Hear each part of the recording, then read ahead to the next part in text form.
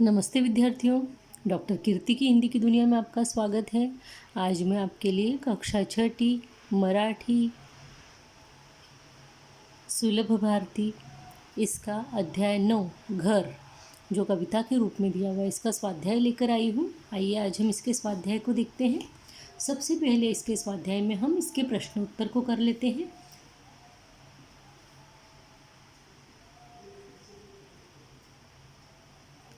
पहला प्रश्न हमें इसमें दिया हुआ है, 1-2 वाक्यात उत्तरे लिहा।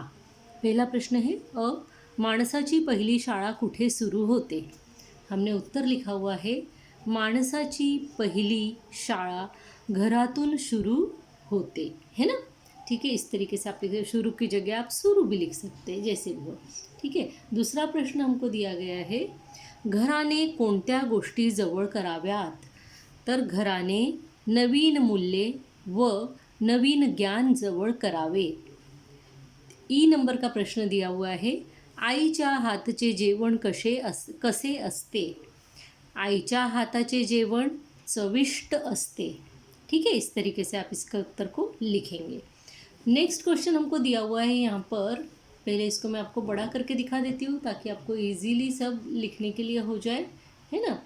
इस तरीके से आप इसको लिख सकते हैं। नेक्स्ट क्वेश्चन देखते हैं। नेक्स्ट क्वेश्चन है कि कवि ने घराचे वर्णन कोणत्या शब्दात केले आहे ते लिहा।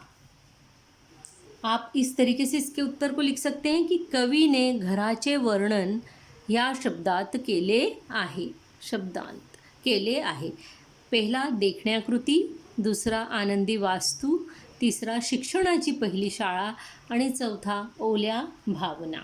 इस तरीके से यहाँ पे क्वेश्चन का आंसर जो है कंप्लीट हो जाता है। आइए हम नेक्स्ट क्वेश्चन को देखते हैं। प्रश्न 3 हमको दिया है, खालील आकृति पूर्ण करा, यानी नीचे जो आकृति दी हुई है इसको पूरा करो। घर व्यक्तीला काय काय शिकवते, यानी घर व्यक्ति को क्या क्या सिखाता है।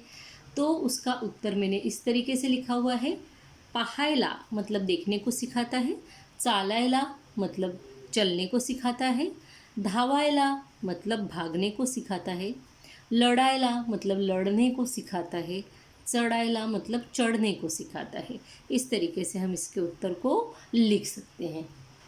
ये यहाँ पर मैंने हाथ से भी वही चीज़ लिख कर रखी हुई है, तो इस तरीके से आप लिख सकते हो।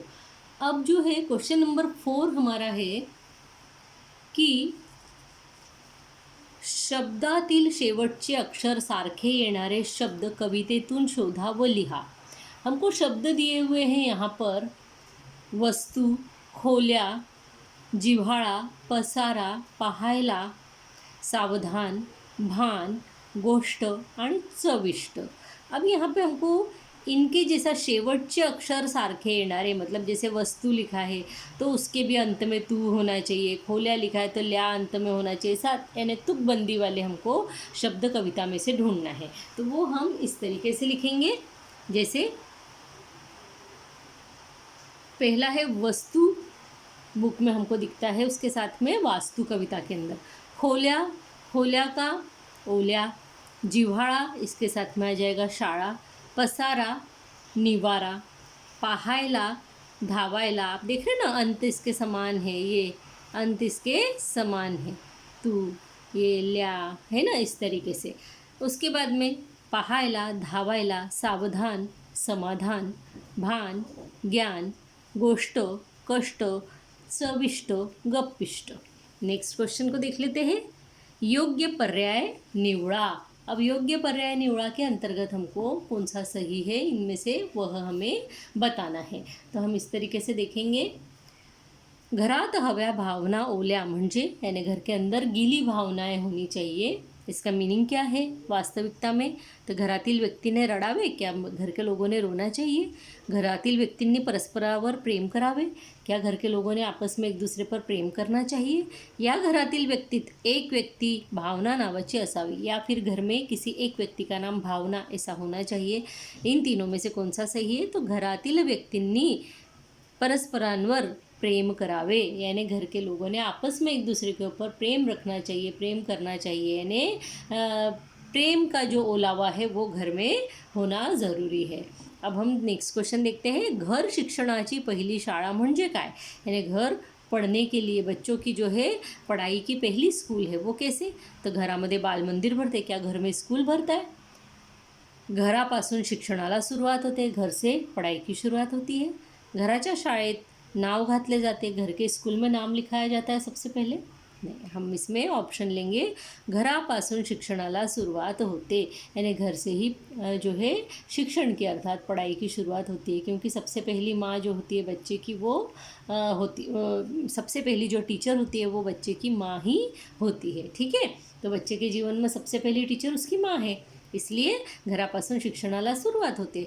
नेक्स्ट है जवळ करावीत नवीन मूल्ये नवीन ज्ञान म्हणजे, यानी हमें नए मूल्यों को और नए ज्ञान को अपनाना चाहिए. तो क्यों दिया है? नवी मूल्य व नवीन ज्ञानाच्या जवळ राहायला जावे.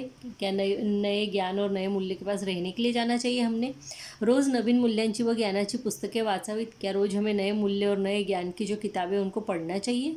या फिर काळानुसार मूल्य व ज्ञानातील बदल स्वीकारावे. या फिर काल के अनुसार, समय के अनुसार जो है जीवन के मूल्य और ज्ञान दोनों में के जो बदल है, उसमें जो बदल हो रहा है, परिवर्तन हो रहे हैं, उनको स्वीकारना चाहिए. अब आगे हम देखते हैं तुमच्या परिसरातील, प्रश्न नंबर 6, तुमच्या परिसरातील घराला दिलेली नावे पहा आणि यादी करा. यानी तुम्हारे परिसर यानी तुम्हारे आजू बाजू के जगह में घर को कौन कौन सी नाम दिए हुए हैं. होते हैं ना बहुत से लोग अपने घर को, बंगलों को नाम दे देते हैं. तो उन नामों को देखो और उनकी यादी यानी कि लिस्ट बनाओ. तो आइए हम उसके बारे में लिखते हैं. प्रश्न 6 का उत्तर ऐसा है कि लोग अपने घरों के नाम इस तरीके से रखते हैं. मातृछाया, पितृछाया, आई, आईचा आशीर्वाद, माऊली, साई छत्र, मात्र छत्र, विष्णू निवास आणि सुखवास्तू. यानी हम ऐसा लिख सकते हैं कि माझ्या परिसरातल्या घरांची नावे मातृछाया, पितृछाया, आई, आईचा आशीर्वाद, माऊली, साई छत्र, मात्र छत्र, विष्णु निवास आणि सुखवस्तू असे आहेत. है ना, इस तरीके से आप इसको लिख सकते हैं. आगे का क्वेश्चन देखते हैं. आगे का क्वेश्चन नंबर 7 दिया है. खालील शब्द व त्याचे अर्थ लक्षात ठेवा. यानी नीचे के शब्द पढ़िए और उनके जो अर्थ दिए हुए इनको याद रखिए. चविष्ट यानी चव असणारे, यानी खाने का स्वाद होने वाले, स्वाद जिसमें हो वह, है ना. विशिष्ट यानी ठराविक प्रकारचा, यानी विशिष्ट यानी कोई विशेष प्रकार का, है ना. भ्रमिष्ट मतलब भ्रम झालेला, यानी जिसके बारे में हमें भ्रम हो गया हो ऐसा. गप्पिष्ट यानी गप्पा मारने वाला, यानी बहुत बातें करने वाला. कोपिष्ट मतलब रागावलेला, यानी बहुत गुस्सा करने वाला. और अनिष्ट मतलब योग्य नसलेले, यानी अनिष्ट कार्य, जो कार्य योग्य नहीं है उसे हम अनिष्ट बोलते हैं. ठीक है, आइए अगला क्वेश्चन देखते हैं. अगला क्वेश्चन नंबर 8 दिया है. खालील शब्दांचे लिंग ओळखा व वचन बदला. है ना, हमको लिंग पहचानना है और बदलना क्या है, वचन बदलना है. यानी एक वचन का बहुवचन करना है, बहुवचन का एक वचन करना है, जो भी है ना. पहला दिया है जैसे घर, तो घर क्या है, नपुंसकलिंगी है और इसका वचन बदलेगा तो घर से क्या हो जाएगा, घर एक वचन है, घरे बहुवचन हो जाएगा. अब यहाँ पे हम इसको नपुंसकलिंगी क्यों बोलते हैं, तो मराठी में एक तरीका होता है लिंग को पहचानने का. ती यानी स्त्रीलिंग, तो यानी पुल्लिंग और ते यानी कि नपुंसकलिंग. तो ते घर, इसलिए नपुंसकलिंग. ती भिंत, इसलिए ये क्या हो गया, स्त्रीलिंगी है. और इसका वचन बदलेंगे तो क्या हो जाएगा, भिंती. उसके बाद में चेहरा, तो चेहरा, इसलिए ये हो गया पुल्लिंग. और इसका जब हमने वचन बदला तो हो गया चेहरे. अब यहाँ पे लिखा है निवारा. निवारा यानी रहने का स्थान जो होता है उसको निवारा कहा जाता है. तो निवारा, तो क्या हो गया, पुल्लिंगी है ये. और इसका जो वचन बदलेगा तो यहाँ पे निवारा भी सही है और निवारे ये भी सही हो जाएगा. ठीक है. आई, तो आई क्या है, अपने को सीधे सीधे समझ में आ रहा. आई यानी माँ, स्त्रीलिंगी, ती आई, है ना. तो उसका आई का बहुवचन हो सकता है क्या, माँ का बहुवचन हो सकता है क्या, नहीं हो सकता. तो आई का जो वचन बदलेंगे तो आई ही रहेगा.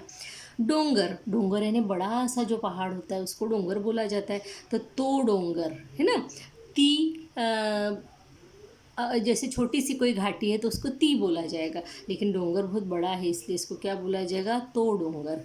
तो ये पुल्लिंगी है और इसका वचन बदलेगा तो डोंगर ही रहेगा, न कि डोंगरे, न ही डोंगरी, है ना.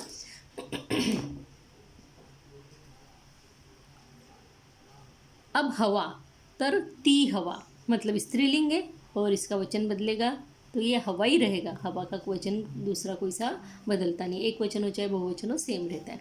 आजोबा, आजोबा का वचन बदला तो भी आजोबा रहेगा। और आजोबा, ते आजोबा, तो आजोबा। अब देखिए, अपन ते आजोबा बोलेंगे तो ये सम्मानपूर्वक उनको बोल रहे हैं, लेकिन फिर भी आजोबा जो है वो पुल्लिंगी है, हमको पता है, क्योंकि ये एक पुरुष है ना। दादाजी को आजोबा बोला जाता है, इसलिए पुल्लिंगी, और उसका जो वचन बदलेगा वो आजोबा आएगा। और वैसे हम आजोबा को सम्मान के साथ बोलने के लिए ते आजोबा आले, आजोबा या बसा, इस तरीके से जो बात की जाती है, लेकिन वो ते जो है नपुंसकलिंगी के अंतर्गत नहीं आता। इस तरीके से हम देखते हैं कि मराठी के अंदर जो वचन वगैरह बदलने का होता है या लिंग, यानी नपुंसकलिंगी, स्त्रीलिंगी, इसमें बहुत सारी गड़बड़ है। यानी एक ही चीज़ को कई कई लिंगों में हम रख सकते हैं। इस तरीके से मराठी में लिंग और वचन जो है होते हैं। आइए अब देखते हैं नेक्स्ट वाला क्वेश्चन दिया है, खालील शब्द शिक्षकांच्या मदतीने समजून घ्या।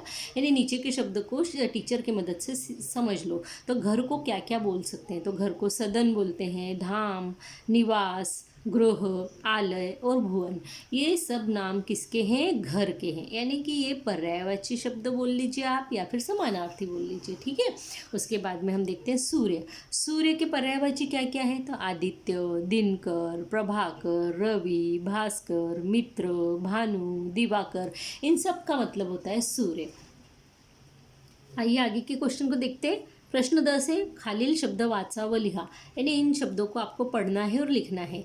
तो कोई बच्चे होते हैं जिनको रीडिंग नहीं आती है या समझ में नहीं आता है कैसे रीड करना है मराठी, तो उनके लिए ये है, जैसे सूर्य, कार्य, पूर्व, सर्व, कर्क, इसमें र की जो रेखे इसको कैसे पढ़ना है वो बताया गया है। दूसरे इसमें हम देखते हैं चक्र, खग्रास, प्रकाश, तकरार, आम्र। तो इसमें क्या है, ये जो नीचे जो र की रेखे उसको कैसे पढ़ना है वो बताया गया है। अब सूर्य है ना, चक्र, ये र अंत में आ रहा है, ये र बराबर बीच में आ रहा है। राष्ट्र, ट्र, तो ये कैसा, जो खड़ी पाई के जैसा ये र लगा हुआ है। राष्ट्र, महाराष्ट्र, सौराष्ट्र, राष्ट्रध्वज, राष्ट्रीय, इस तरीके से। और आधा र हम कैसे लिखेंगे मराठी में, तो आधा र इस तरीके से लिखा जाता है, वाऱ्यावर, साऱ्यांचा, कोऱ्या, ताऱ्यांना, चाऱ्याला, है ना, इस तरीके से। आइए अगला क्वेश्चन देख लेते हैं। तो अगला क्वेश्चन आपको इस तरीके से दिया हुआ है कि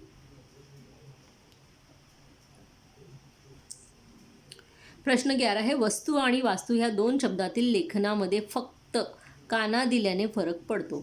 यानी वस्तु और वास्तु, इन दोनों में सिर्फ ये काना, यानी ये जो खड़ी लाइन है ना, इसको काना बोलते हैं, ये लगाने से जो है फरक पड़ जाता है, परिवर्तन हो जाता है, अंतर दिखता है, परंतु अर्थामध्ये खूप फरक आहे। ये जो है सिर्फ एक ही लाइन लगाने से दिखते समान है, लेकिन क्या है, इनके अर्थ में बहुत ज़्यादा परिवर्तन हो जाता है। तो खाली दिलेल्या शब्दांचे अर्थ शोधा व लिहा। अब जैसे वस्तु, तो वस्तु को क्या कहा जाता है मराठी में, जिन्नस या नग, यानी कोई चीज़ है ना। वास्तु यानी घर। इसी तरीके से हमको दिया है कप और काप। तो कप का मीनिंग क्या है, काप का मीनिंग क्या है, देखो सब दूर खड़ी पाई एक एक एक एक दी हुई है ना। तो सिर्फ एक जो है खड़ी लाइन लगा देने से कितना अर्थ परिवर्तन हो जाता है वो हम देखते हैं। देखिए, कप, कप को हम प्याला भी बोलते हैं मराठी में, है ना। दूसरा काप, काप यानी क्या, तो फाक, है ना, जिसको हिंदी में फाक बोलते हैं हम, और इसे मराठी में फाक बोलते हैं। फाक यानी किसी भी चीज़ की छोटा सा टुकड़ा, या फिर उसको फोड़ भी बोला जाता है, या फिर टुकड़ा फळाचा, मतलब किसी फ्रूट को जब हम काटते हैं तो उसकी जो फाक करते हैं उसको टुकड़ा, फोड़ या फाक बोला जाता है। उसको एक शब्द में काप भी बोला जाता है। आगे का देखते हैं, तार। तार क्या है, धातुचे तार, यानी धातु किसी भी धातु का, यानी समझ लीजिए आप लोहे का बना है, जर्मन का बना है, तांबे का बना है, ऐसा तार। और एक तार का मतलब होता है टेलीग्राम, जो हम भेजते हैं, तार पाठवणे, है ना। और दूसरा तारा, इसमें एक लाइन सिर्फ यहाँ लग गई, तो तारा का मतलब होता है सितारा या फिर नक्षत्र, ठीक है। उसके बाद में हम देखते हैं खरे, खरे यानी सच। और खारे, खारे यानी क्या, खारट, नमकीन या फिर मीठाचे यानी नमक का, ठीक है। दूसरा है गर, गर यानी फळाचे गर। पल्प, फल के अंदर जो गर होता है ना, फल के अंदर जो पल्प भरा हुआ होता है उसको हम क्या बोलते हैं, फळाचे गर बोलते हैं। जैसे आम, आम के अंदर मीठा सा गर भरा हुआ रहता है ना, इस तरीके से। गार, गार यानी थंड या फिर शीतल, ठीक है। उसके बाद में घर, तो घर यानी राहण्याची जागा, रहने की जगह को हम घर बोलते हैं। और घार, घार यानी आकाशात उड़नारा पक्षी, यानी आकाश में जो पक्षी उड़ता है, बड़ा सा बाज जिसको बोला जाता है, उसको मराठी में घार बोलते हैं, ठीक है। उसके बाद चार, चार क्या है, एक अंक है या फिर भरवणे, यानी मराठी में चार बोला जाता है, त्याला चार म्हणजे की त्याला भरव, यानी कि उसको खिला। चारा यानी भरवणे यानी खिलाना, या फिर चारा यानी गवत, ठीक है। इस तरीके से इसको कहा जाता है। इसके बाद में पर, पर यानी क्या, तो पंख। और पार, पार यानी पार करना, पार करने, मराठी में नदी का किनारा, नदी पार करना वगैरह, इस तरीके से, ठीक है। इस पार, उस पार, त्या पार, अलीकडे, पलीकडे, तो पार यानी पलीकडे, ठीक है। वर, वर यानी किसको बोलते हैं, वर, एक तो वर यानी नवरदेव यानी जो दूल्हा होता है, इसको वर बोला जाता है। और दूसरी बात वर्ती यानी ऊपर, इसको भी वर बोला जाता है मराठी में। उसके बाद वार, वार यानी दिवस, जैसे सोमवार, मंगलवार, बुधवार, आज कौन सा वार है, इस तरीके से ये वार। तो यहाँ तक का आपका कंप्लीट हो गया। आगे देखते हैं। आगे का क्वेश्चन, यहाँ क्वेश्चन नंबर 12 दिया हुआ है की तुमच्या घराचे चित्र काढून रंगवा व त्याचे 6-7 वाक्यात वर्णन करा, यानी तुम्हारे घर का चित्र बनाओ, उसको कलर भरो और फिर उसके बारे में 7-8 वाक्यों में वर्णन करो। तो आप ये क्वेश्चन आसानी से अपने घर पे ही कर सकते हैं, घर बना के, कि मेरा घर बहुत ही सुंदर है, इसका रंग बाहर से इसका रंग जो है ब्राउन है, अंदर से मेरे घर को ड्राइंग रूम में पिंक कलर किया हुआ है, बेडरूम में ब्लू कलर किया हुआ है, मेरा घर बाहर से बड़ा ही सुंदर दिखाई देता है, उसके सामने छोटा सा बगीचा है। इस तरीके से आप इसको मराठी में लिख सकते हो की माझे घर खूप सुंदर आहे, बाहेरून त्याला कुठला कलर केलेला आहे, भगवा रंग केलेला आहे, ऐसा लिख सकते हो, या कोई सा भी रंग, निळा रंग केलेला आहे, आतमध्ये ड्रॉइंग रूमला माझ्या घराला पिंक गुलाबी रंग केलेला आहे, माझ्या घराच्या समोर सुंदर बाग आहे, हिरवाईसाठी झाडे लावलेली आहेत, मी माझ्या घरासमोरच्या बागेत खेळतो, खूप पक्षी सुंदर सुंदर त्या झाडांवर बसायला येतात, ह्या प्रकारे माझं घर खूपच सुंदर आहे आणि मला ते खूप आवडतं, ऐसा आप लिख सकते हो। आगे का क्वेश्चन देख लेते हैं। तो आगे का क्वेश्चन इस तरीके से दिया हुआ है कि चित्राच्या जागी योग्य शब्दांचा वापर करून खालील म्हणी पूर्ण करा। म्हणी यानी मुहावरे या जो बोला जाता है उक्तियाँ वगैरह वो। पाण्यात राहून माशाशी वैर करू नये यानी पानी में रहकर मछली से वैर नहीं करना चाहिए, ऐसा। दूसरा देखते हैं। वासरात लंगड़ी गाय शहानी, यानी छोटे छोटे बच्चों में भले ही लंगड़ी गाय हो वो सबसे होशियार, ऐसा। अंधों में काना राजा बोलते ना हिंदी में, वैसे। अडला हरी गाड़वाचे पाय धरी, अब गाड़वाचे देखो इस तरीके से लिखते हैं, यहाँ पे थोड़ा सा ये हो गया था इसलिए मैंने यहाँ लिख दिया, यानी कि समय पर गधे को भी बाप बना लेते हैं, इसका मतलब वो हो गया। अब आगे आपको ये चित्र दिया हुआ है और कहानी लिखना है, खालील चित्रांचा सहसंबंध लावून गोष्ट तैयार करा। अब इसकी स्टोरी जो है वो आप बना के रखिए, या फिर स्टोरी राइटिंग जो है मैं आपको नेक्स्ट वीडियो में देने वाली हूँ, ठीक है। इसी के साथ में मेरे इस चैनल को लाइक कीजिए, सब्सक्राइब कीजिए, हो सके तो अपने फ्रेंड्स के साथ में शेयर भी ज़रूर कीजिए। इसी के साथ में धन्यवाद, नमस्ते।